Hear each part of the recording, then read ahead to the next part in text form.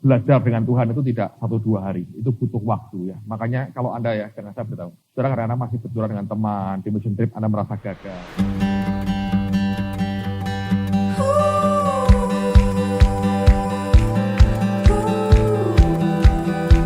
Merasa gagal, saya berkata, don't give up, jangan menyerah, saudara. Karena toh Tuhan tidak menyerah, saudara. Ya, Tuhan masih mau ulet kok dengan saudara. Asal Anda bertahan aja lah, saudara. Ya, bonyok Pak, biar bonyok nggak apa-apa. Pokoknya jadi dan mencapai garis akhir, yang penting. Dan garis akhir tidak identik dengan kematian. Saudara. Ingat, ada banyak orang mati tapi belum selesai tugasnya. Musa nggak selesai, Elia nggak selesai. Mereka mati, tidak selesai tugasnya. Elia dia nggak ke surga, tidak selesai tugasnya. Nah, mesti mengerti. Jangan pernah Anda mendewakan orang. Ya, saya bilang Pak Ishak, aku ini diberkati sekali dan aku ngerjain bukumu. Saya berkata, saya ini merasa bahwa itu kehormatan buat saya dan blessing yang paling besar adalah bahwa saya seperti diajari Tuhan banyak. Dan itu ayatnya itu aneh-aneh. Dan itu mengkonfirm akan pengalaman demi pengalaman yang dia alami. Dan kemudian saya bilang, ini yang tertulis. Dia nangis. Dia bilang, Miran ya, Tuhan itu ngerti yang di dalam hatiku yang paling dalam. Aku nggak bisa ngucapin itu, tapi dia Tuhan yang ngerti betul apa yang di dalam itu. Dan kalau Anda bergaul dengan dia ya, sudah orangnya polos. Gak. Kami kirimin satu contoh akan cover bukunya yang kedua ini yang tentang biografinya. Jelek sekali covernya. Sebenarnya nggak mau saya kirim tapi terkirim juga oleh kantor. Wah, sudah bagus. Saya bilang gini, oh bagus. Saya bilang jelek, jelek. Saya bilang, ntar saya rubah. Ya, terserah kamu katanya. Tapi orang ini polos. Dia sudah nggak ada apapun dalam hidupnya. Dalam buku itu dia berkata, tulis apa adanya yang aku sampaikan. Sekalipun itu buruk, sekalipun tidak baik. Apa yang pernah aku lewati. Dia berkata, aku pernah jatuh setelah aku bergaul dengan Tuhan. Bayangin, belum jadi hamba Tuhan tapi. Aku pernah mengalami kejatuhan yang mengerikan. Dan itu buat keluarganya. Itu efeknya besar sekali. Dan dia berkata, tulis apa adanya. Supaya orang tahu, aku cuma manusia biasa. Dan aku ini orangnya kasar, aku ini orangnya aneh, aku ini orangnya kejam sama istri.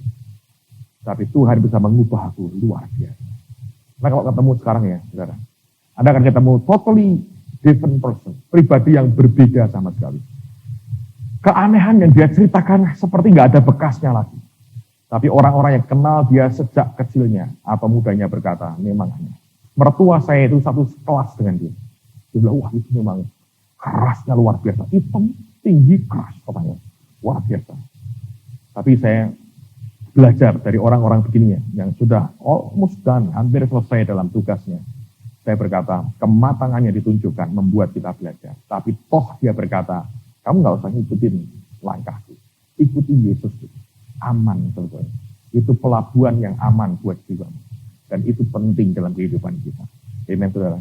Saya berdoa Tuhan akan memberikan kematangan kepada kita.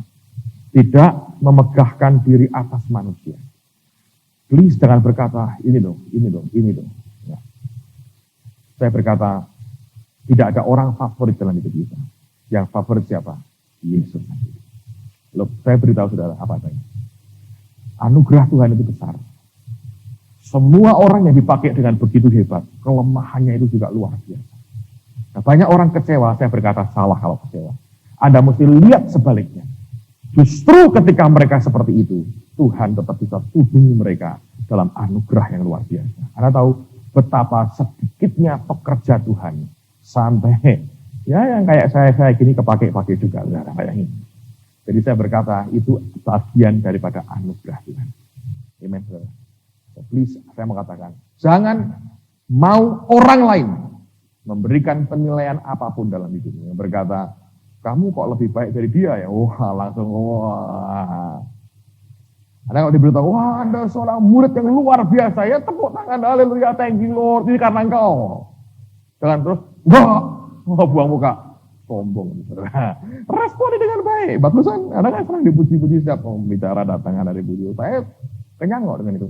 Tapi saya terima, terus masukin kotak. Saya bilang, ini bukan buat saya. Gitu. Saya berkata, oh tidak, jangan berkata begitu.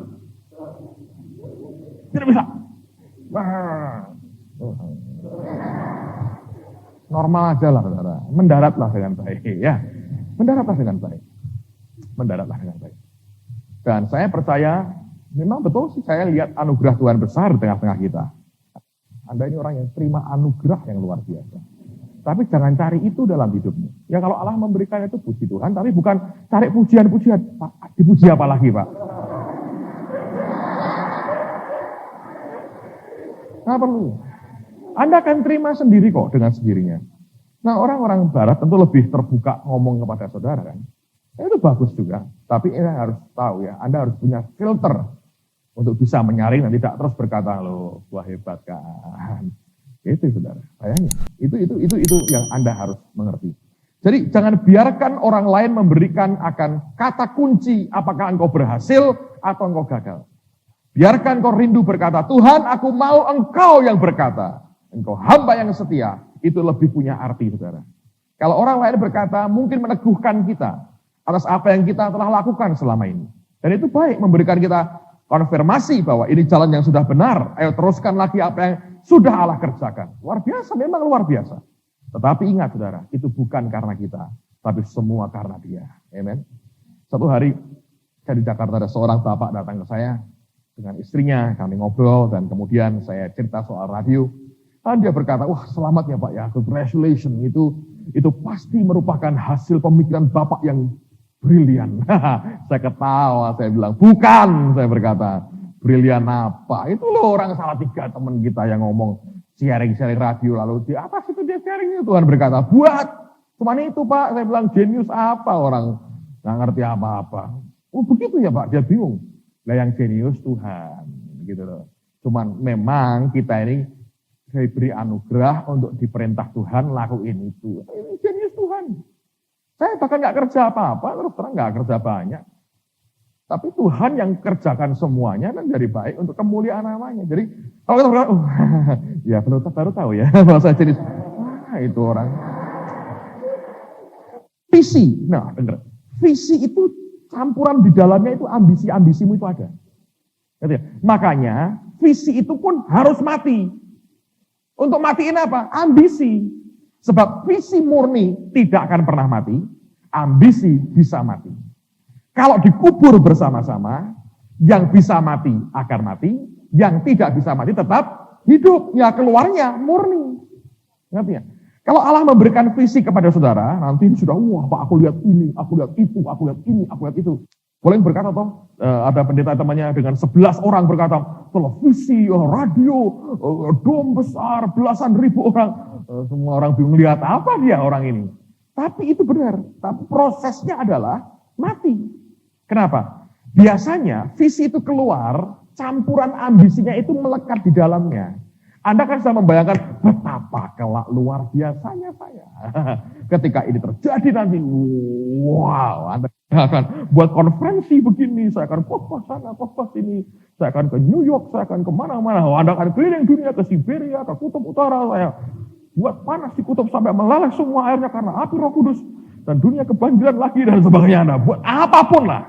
Itu bagian-bagian yang menyertai dengan sendirinya. Abraham itu kan keluar. Terahnya itu nyangkut keluar, Lotnya nyangkut keluar, gitu loh saudara. Nah ada waktu ini diprotolin habis sebetulnya. Makanya visi itu dimatikan itu kenapa? Ya karena visi murni tidak akan pernah mati, sebab dari Tuhan datangnya ambisi yang akan mati. Begitu mati, jangan berhenti, diam aja saudara. Sampai ambisimu habis, nanti yang murni tetap dia akan hidup.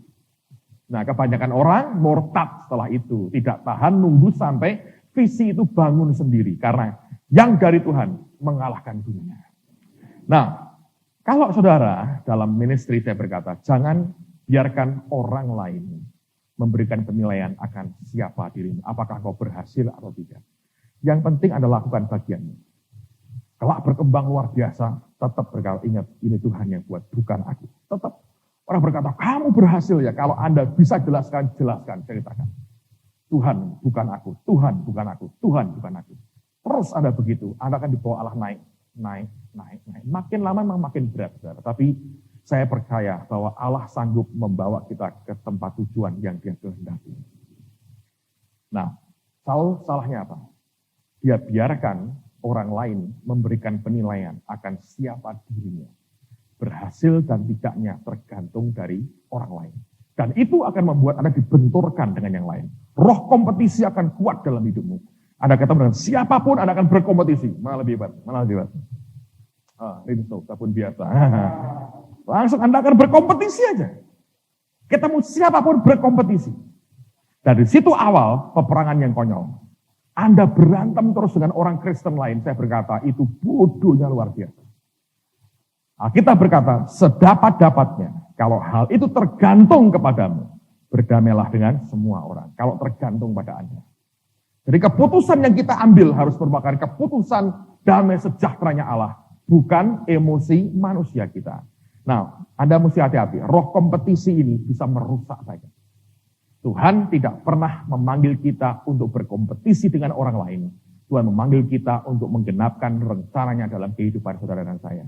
Jadi kalau dia berkata, berikan sapu kepada Anda, ya nyapulah dengan baik. Jangan ingini mic itu. Karena mungkin Anda tidak akan terima mic seperti itu, tapi mic seperti ini, saudara. Amen. Beda yang Allah beri, saudara. Ya tak? Beda. Kadang-kadang arah kita ini keliru.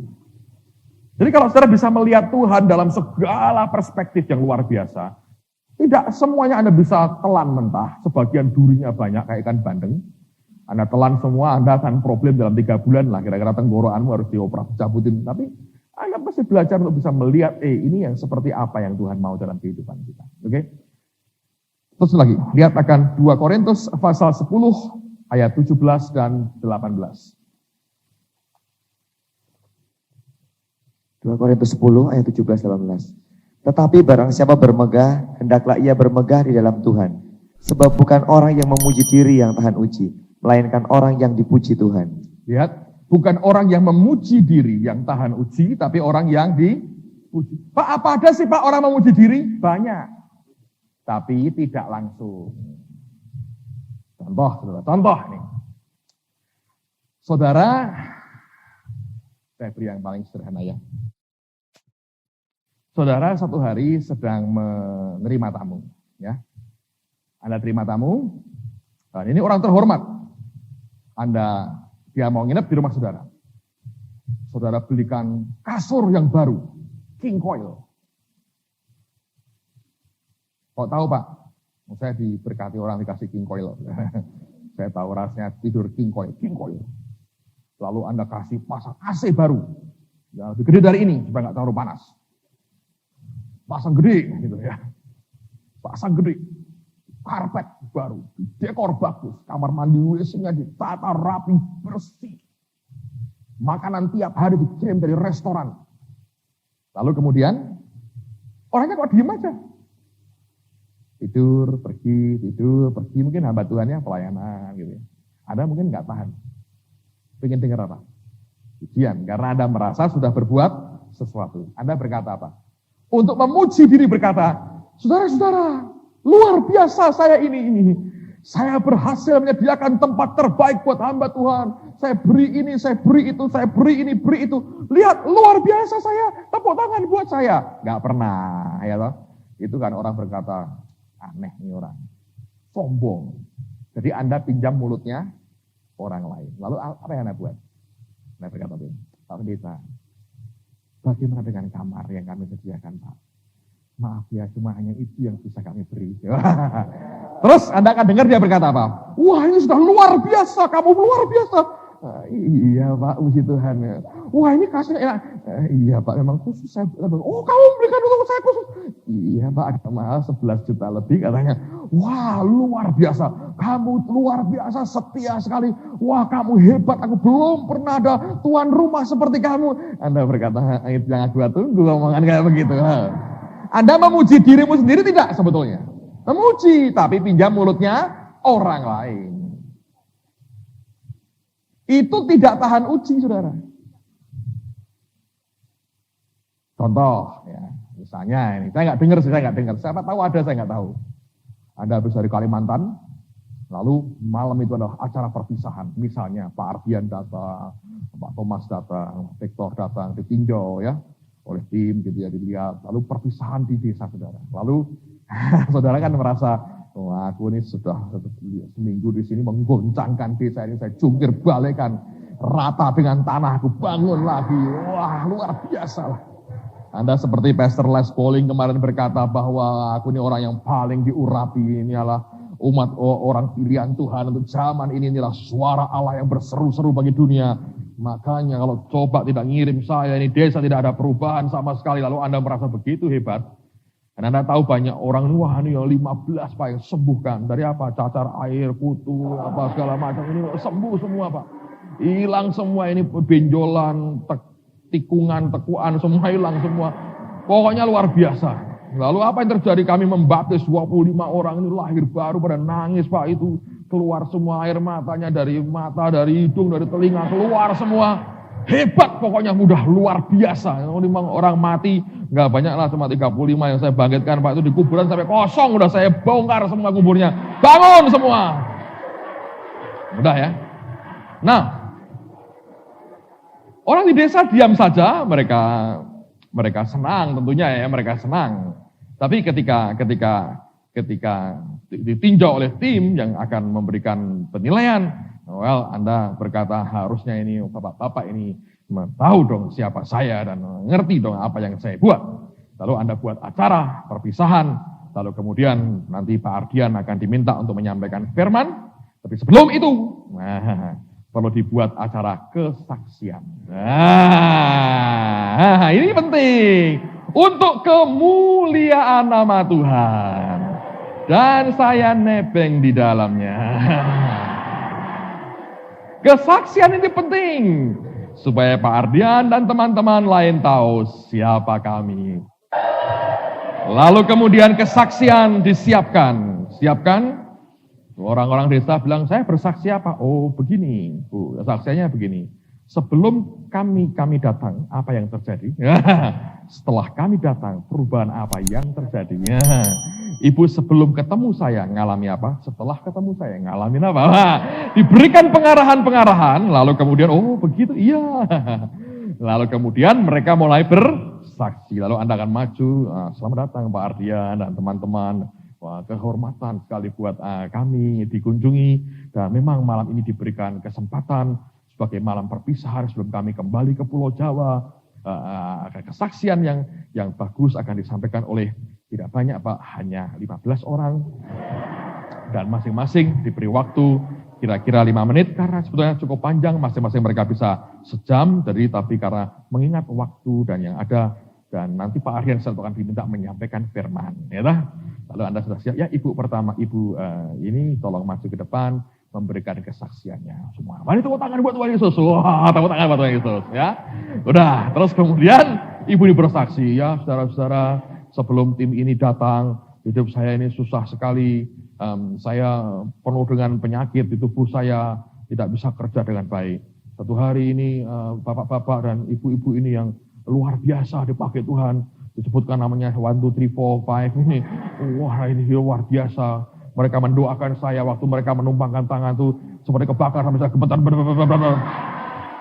Dan begitu rupa mereka itu menolong saya sehingga saya sehat sekali. Puji Tuhan, ini mereka seperti malaikat-malaikat Tuhan yang diutus untuk menolong saya. Ini doa saya sudah 20 tahun, hari ini terjawab dalam minggu ini karena luar biasa. Saya sungguh berterima kasih, terima kasih sekali bapak-bapak, ibu-ibu yang luar biasa, Anda luar biasa dipakai Tuhan. Allah berkata, nah begitu dong, terus, bagus.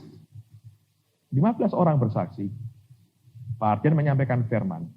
Apa yang Anda harapkan? Saya bangga dengan kalian, luar biasa ini orang-orang. Lalu Anda berkata, nah baru tahu dia ya. Mestinya gua pulang ngajar ini, bukan duduk belajar.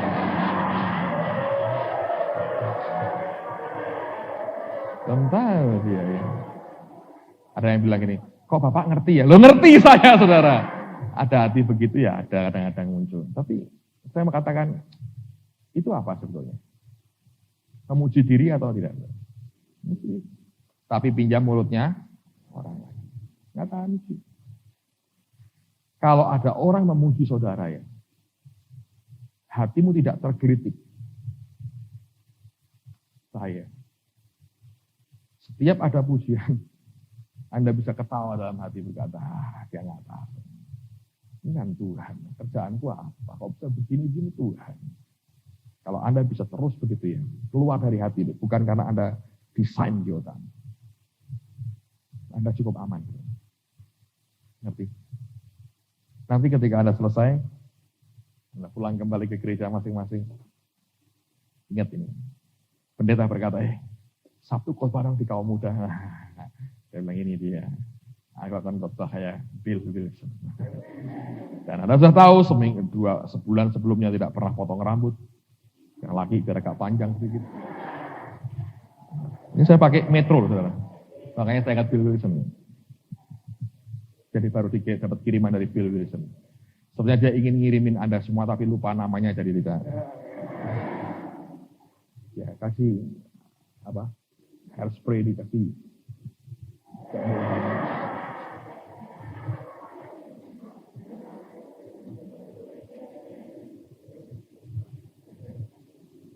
Lalu Anda mulai membuat serak sedikit suara saudara.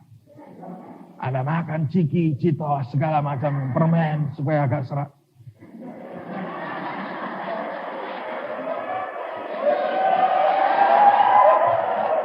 Lalu Anda akan berdiri berkata, let's turn your Bible.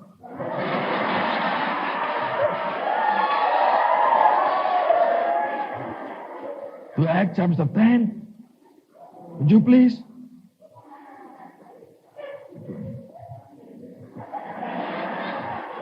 I want you to know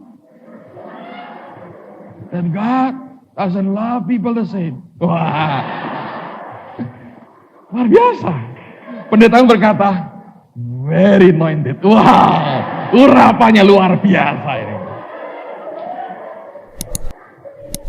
Setelah khotbah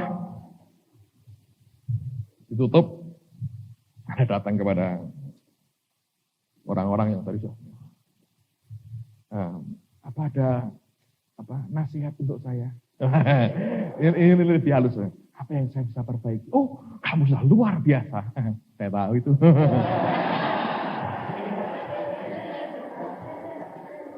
Memuji diri sendiri, saudara. Tapi lewat mulutnya orang lain. Tapi Anda memuji diri sendiri. Karena mulut kita belum tega. Lama-lama tega, saudara. Percaya. Itu bukan yang memuji diri yang tahan uji, melainkan yang diuji Tuhan. Luar biasa ya. Coba kita belajar, ini masalah hati kok, saudara, dalam kehidupan kita. Simple aja. Makanya Yesus berkata apa? Dalam Lukas 17. Kalau kamu sudah melakukan bagianmu, katakan apa? Aku ini hamba yang tidak berguna. Aku hanya melakukan apa yang harus aku lakukan. Coba buka Alkitabnya, Lukas 17. Ini ayat bagus sekali. Saya hanya mau mengajak saudara mendaratlah dengan aman, tidak nabrak WTC. Dengan nabrak Pentagon, saudara. Lihat Lukas 17, tolong vektor dari ayat 7 sampai dengan ayat yang ke berapa? 10 ya, silahkan. Lukas 17 ayat 7 sampai kita dengan. akan break dengan ini. Siapa di antara kamu yang mempunyai seorang hamba yang membaca atau mengembalakan ternak baginya, akan berkata kepada hamba itu, setelah ia pulang dari ladang, mari segera makan. Bukankah sebaliknya ia akan berkata kepada hamba itu, sediakanlah makananku, ikatlah pinggangmu dan layanilah aku, sampai selesai aku makan dan minum. Dan sesudah itu engkau boleh makan dan minum. Adakah ia berterima kasih kepada hamba itu? Karena hamba itu telah melakukan apa yang ditugaskan kepadanya. Demikian jugalah kamu. Apabila kamu telah melakukan segala sesuatu yang ditugaskan kepadamu, hendaklah kamu berkata, kami adalah hamba-hamba yang tidak berguna. Kami hanya melakukan apa yang kami harus lakukan. Lihat, Yesus tanya, setelah Anda kerjakan semua, adakah ia berterima kasih kepadamu? Terima kasih enggak? Enggak. Tapi kita mengharapkan terima kasih. Dan pengakuan, sanjungan dari orang lain. Kalau Anda tidak bisa nyampe ke sini, Anda dalam bahaya besar. Saudara boleh luar biasa. Orang memuji Anda hanya sebagai akibat. Karena mereka diberkati. Kembalikan semua ke Tuhan. Tapi bukan itu yang engkau mau dengar. Dan bukan itu yang engkau ingin cari dalam hidupmu. Anggap saudara. Saya yang mau tekankan ini masalah hati dalam kehidupan kita. Kalau ada orang memuji Anda, tertawakan dirimu berkata, orang kayak begini gak bisa apa-apa. Tulus. Saudara akan dijagai Tuhan, tetap aman dalam jalurnya. Dan tidak akan keluar dari jalur kehendak Tuhan yang sempurna dalam hidup kita. Kita break, mari kita berdiri sama-sama.